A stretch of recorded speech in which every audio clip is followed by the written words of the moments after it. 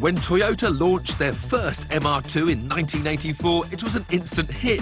Sharp in both style and handling, it was a lightweight GT for the enthusiast. Its replacement, 6 years later, was a bit more middle-aged, unlike the handsome young presenter. The new model features this curvaceous 1990s look, but still retains that mid-engine layout. It was more powerful and faster, but heavier and less involving. Both, however, shared the novel option of a semi-open T-bar roof. But now there's a new kid on the block.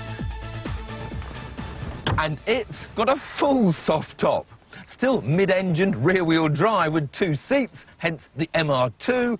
But this time it's a real sports car, ideal for a bit of fun in the Mallorcan sun.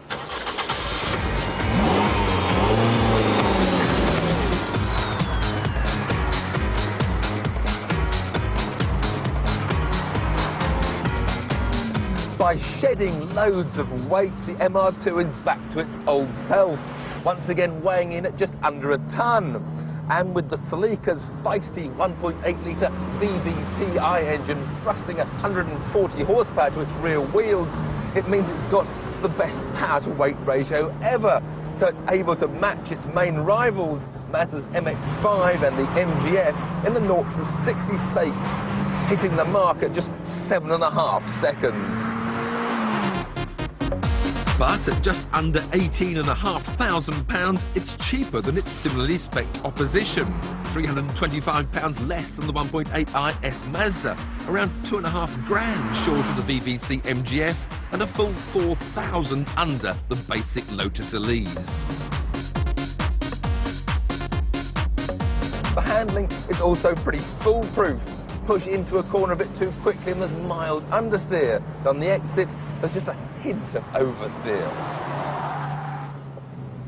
Although not quite in Lotus Elise territory, this is a real driver's car. You sit low down in the chassis, snugly held with these drilled pedals right in front of you, and in the middle of the steering wheel, that rev counter constantly winding its way round to the 7,000 RPM limit.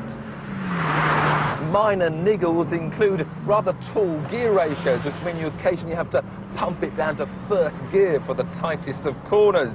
And there's also a slight lack of overall involvement, thanks to a rather muted exhaust note, which does get better when you put the roof up. But perhaps the biggest drawback of all is the fact that there's no boot. The rear is full of engine. There are, however, a couple of storage compartments.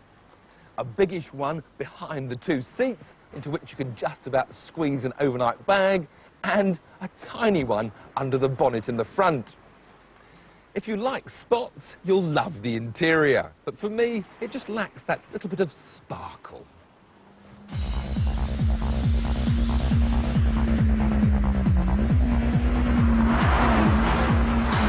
But when you're pushing it down a stretch of challenging road with the top down, who cares? Because the MR2 is one of the most rewarding drives available at any price. It not only looks like a cost-price Boxster, it drives like one too.